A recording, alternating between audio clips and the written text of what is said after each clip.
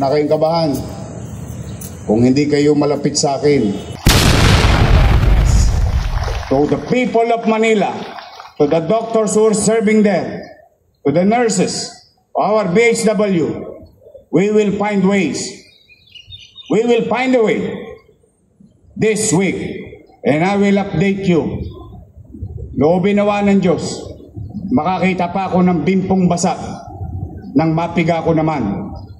At sisiguraduhin natin maibalik ang gamot sa 6 na ospital at 40 mahigit na health center sa lungsod ng Maynila. So, huwag na kayong kabahan. Kung hindi kayo malapit sa akin, hindi kayo mapopromote, hindi, mag-apply kayo ng promotion ninyo at based on merit and time of service sa atin dito sa lungsod. At ito naman ang paalala ko. Siyempre, hindi naman ako napunta rito ng mag-isa lang. Meron din akong mga kakamping dala-dala. Kung kukuha rin lang naman kayong item, ang kunin nyo na, yung sa dulo ng walang hanggan. Hindi yung kayo pa nasa unahan. Bakit? May nauna sa inyo eh.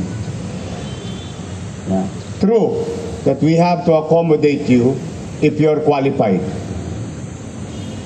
But maging magalang tayo sa mga kasamahan natin sa loob na opisina na magiging katrabaho natin.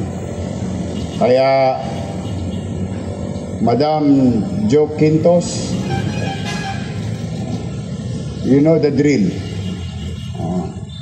Repeat order lang to.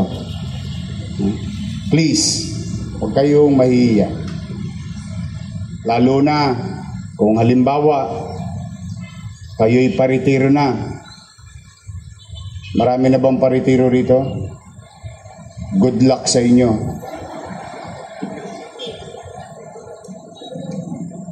Kailangan kong bayaran ulit yung 200 million na utang ng GSIS. Kawawa naman ng mga magre-retiro.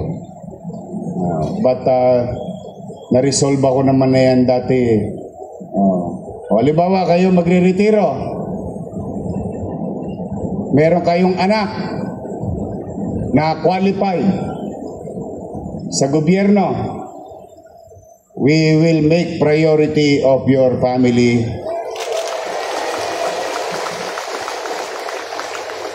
Doon man lang malingon kayo ng pamahalang lungsod na pinaglingkuran ninyo for 20, for 30 years.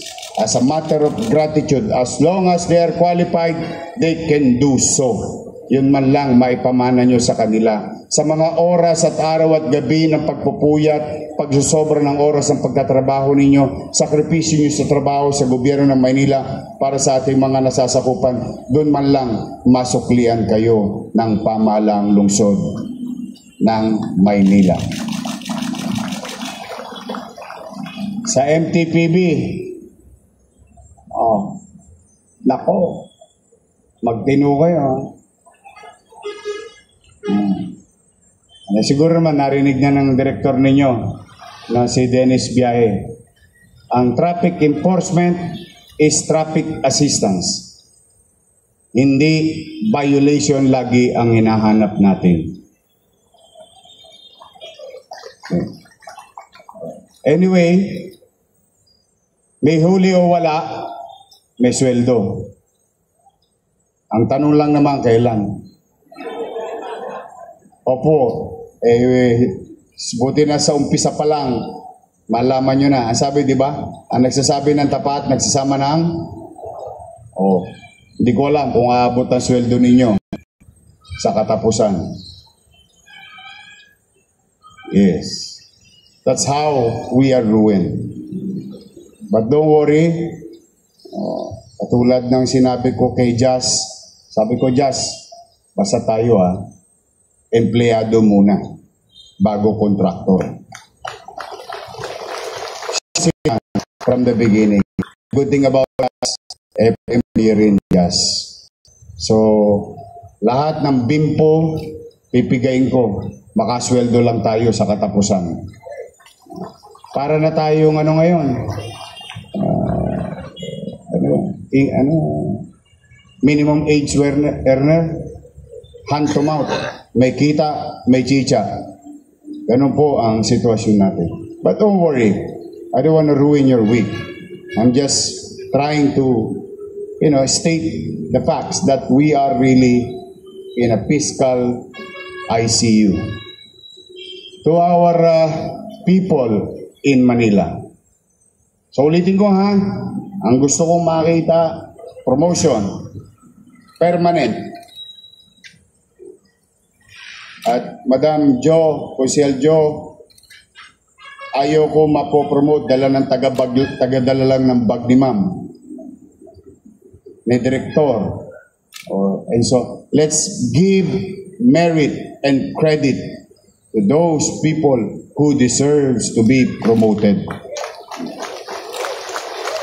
Ngayon, sa ating bisita, may mga bisita tayo rito, may magdo-donate ng 2 motor. Mabasa sana kayo ng ulan, nang dumami pa kayo. Magandang Lunes, umpisa na ng pagbubukas.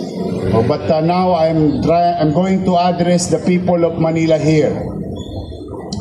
And let me take this opportunity to address our citizen.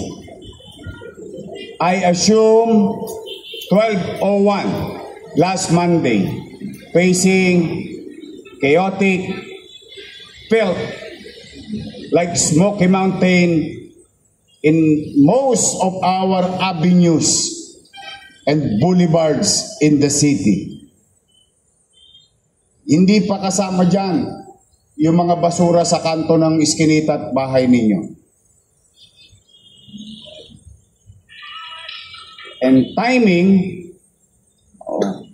nawala naman yung 2 kontratista. Now, let us not put blame to one another. Hindi rin sila biniyaran, hindi na rin nila kaya. That's the truth of the matter. And the thing stops there. We move on. We assume, and it became a crisis, at marami pwedeng magkasakit ng mga kababayan natin. So at 2 o'clock, immediately after 12:01, on the same day, we took the responsibility and put things in right order. Sa ngayon, sa awa ng Diyos, I think kayo mismo, dahil marami naman sa inyo dito, taga Maynila, we can honestly say, since Monday, last week, at least, guminhawa na ang ating mga kalsada. Tanong, total mamamayan din naman kayo. Nakakot na ba yung basura ninyo sa kanyang mga lugar? Nakakot na ba? Hindi pa tayo nakakaalpas sa problemang iyon. But 80% at the very least, or 85% of our garbage crisis is resolved already. And I would like to thank our fellow employees in the city government. I hope hindi naman kalabisan sa inyo. Palakpakan natin yung mga taga-DPS, City Engineering, MDRRMO, MTPB. Nagtulong-tulong na po lahat. Utilizing whatever is left, maximizing and utilizing it properly. At siyempre, maraming salamat, Lionel Waste Management.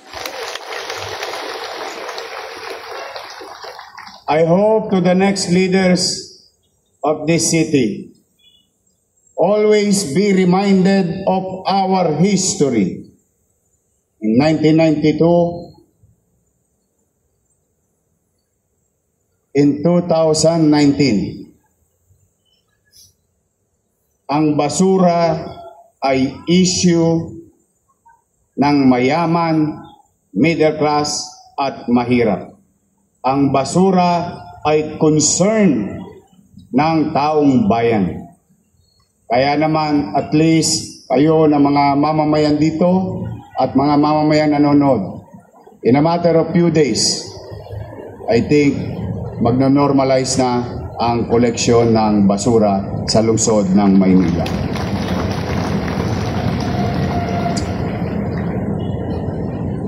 One problem down. Then we go to the next. I went to hospital ng Maynila and visited our doctors and nurses, and only to find out the night before I randomly visited our hospital. I was informed that the night before, ni hiringilya, ni injection, ano in English? Syringe. Panusok. Wala tayo. Karayom. Karayom. Good thing that our OIC Director Padilla and our OIC, masayang-masaya ako, siya ang OIC ng Manila Health Department. Sa Manila Health Department, wala na mga api sa inyo. Wala na sisigaw-sigaw sa inyo. Hindi na rin kakabahan. Yung ibang individual dyan, nakapag-emergency purchase. So why am I saying this? Tanong, sa ospital lang ba ng Maynila yon? I don't think so. I've been around the city, Chichi and I. Ang reklamo ng taong bayan, ang meron lang tayo sa ospital, Togmolodon, Yakapsul, at Kispirin. At Simangot. Health centers, wala rin.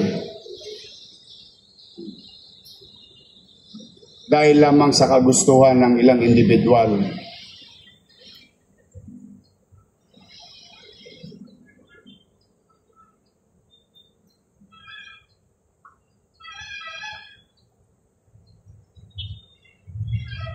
Dahil lamang sa kagustuhan ng ilang individual na pagnasaan ang kaban ng bayan, na sakripisyo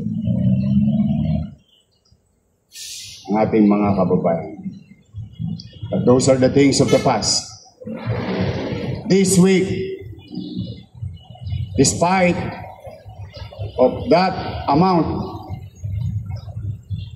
or what you call commercial obligation to our suppliers who pulled out already last September, but nobody told you. Who pulled out already last February, but nobody told you. Because they cannot take such recurrence of obligation, unfulfilled obligation of our city. Now, isang may babaon ninyo sa inyong mga mahal sa buhay.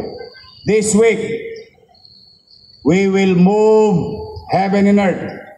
We will acquire medicine with money or nothing. We will do our best to the people of Manila, to the doctors who are serving there, to the nurses, our BHW. We will find ways. We will find a way this week, and I will update you. Loobin nawa ng Diyos. Makakita pa ako ng bimpong basa nang mapiga ko naman. At sisiguraduhin natin maibalik ang gamot sa 6 na ospital at 40 mahigit na health center sa lungsod ng Maynila. Then after that, the third most important thing also, help me address our fiscal problem. Wala akong hihingi sa inyo sobra. Ang hiningi ko lang, yung takda, pumasok sa kaban. Huwag kayong mag-alala. Wala na mga abogado rito na nangaharang at nakikialam ng kanyang departamento.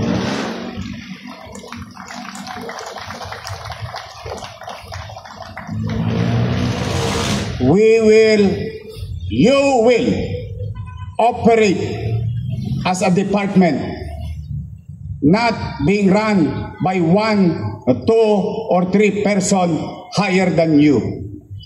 Wala nang ganon. Kaya kailangan ko ng tulong ninyo. I'm trying to be honest and straightforward. We need to cure, we need to heal the city finances.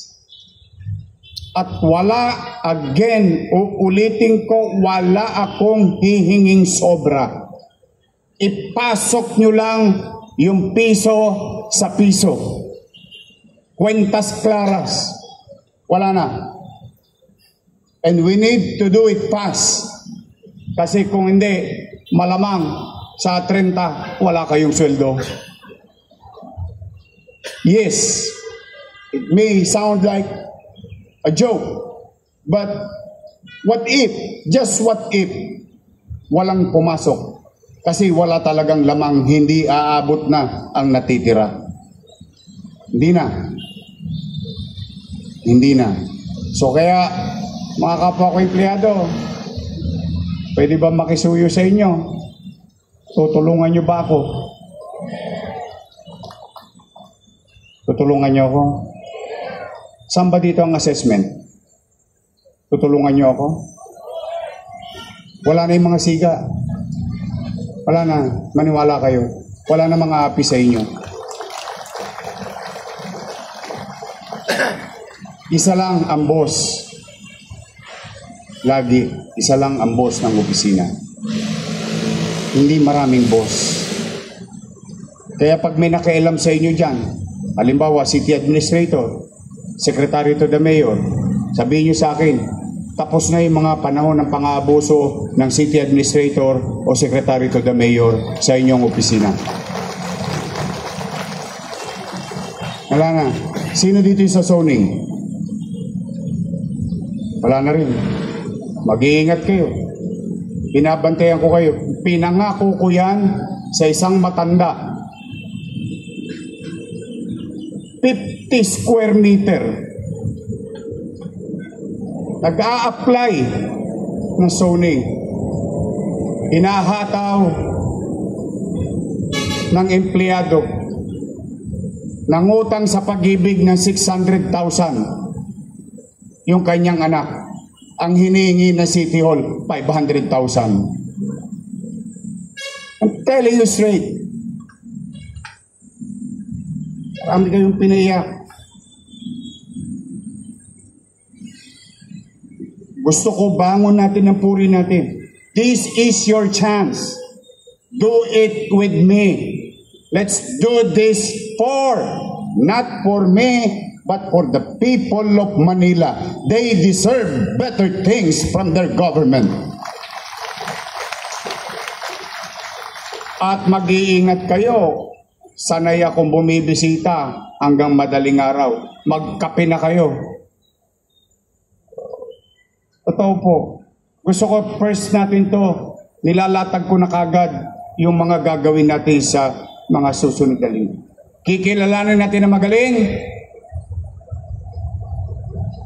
Ang nangabuso naman, papapanagutin ko. Kaya po sa inyo, mga kapwa ko empleyado, help me. Help me.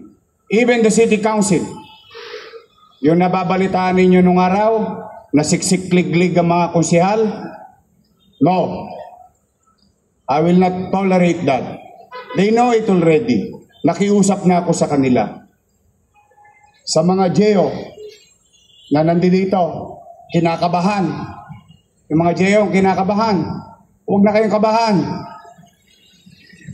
Kung kayo ay talagang pumapasok sa opisina, kung kayo ay talagang nandoon sa opisinang yon, i-renew kayo ng lungsod ng Maynila. Sabihin nyo na yan sa kapatid nyo, kaanak nyo. Ang hindi ko i-renew yung JO, yung naga-house to house na JO. Biri mo, ikaw papasok sa trabaho, sasabak sa bagyo, baha, and so on and so forth. Yung kasama mong JO, nakahilata, may 15, may 14. I mean, that's unfair. So, while it is true that we are going to cost cut, but we are going to cost cut efficiently. Hindi whimsical, hindi kapritsyo. Kaya, yung katulad ng binalong sa akin, maswerte itong mga nakabanda. Ayan. May 22 kayo, sabi mo? Sabihin mo sa kanila, effective July 1. Kaya pala mahina yung musika kanina.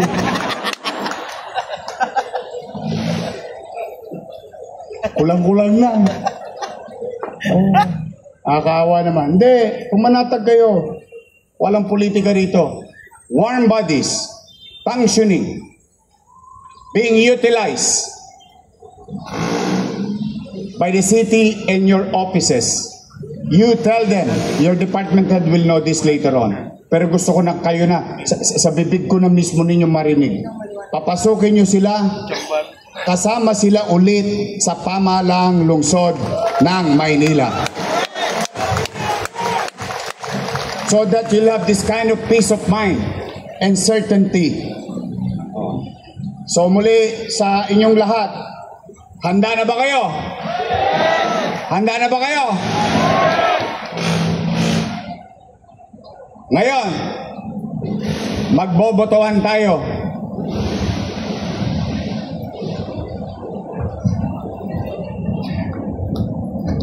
Mag-i-eleksyon tayo. Taasan ang kamay so that you will know. And we will know what the majority wants or what is more beneficial to the greatest number, or in this case, city employees of the City of Manila. May concern sa akin. Sabi, ano ba? 8 to 5 o 7 to 4? O, teka na. Hindi po to sabayang bigkas. This time, tutuldukan natin to. I will hear you. I will listen to you. And I will follow your decision. Taas ang kamay. Tandaan ninyo ha, pag-isipan nyo maigi. This is it. Taas ang kamay na gustong 7 to 4. Sige lang.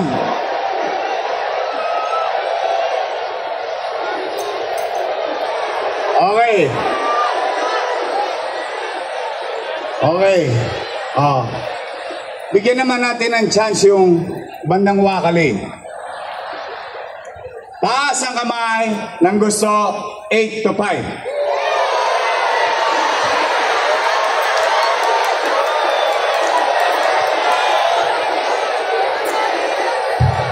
Ang tawag dyan, o yan ang resulta nung nakaraang halalan. Mudslide. We are 7.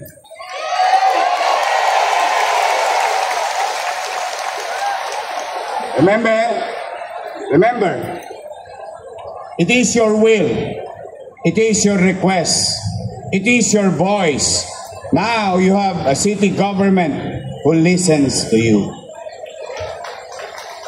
Okay? So 7 to 4. Oy, mga department at saka bureau, walang 7 to 4 sa akin. Ha? Broken hours po kami. Sa totoo lang, siguro nakaka 30 hours pa lang ako na total na tulog since Monday last week. But that's the least of your problem. So, 7 to 4. We're okay? I love you. Oh. Ulitin ko ha. Huwag kayong mahihiya magpa-promote kasi wala kayong kakilala. Please. Huwag. If you feel that you deserve it and you're due and it is merit, you have a city government who can see these things. Okay? Maliwanag ba?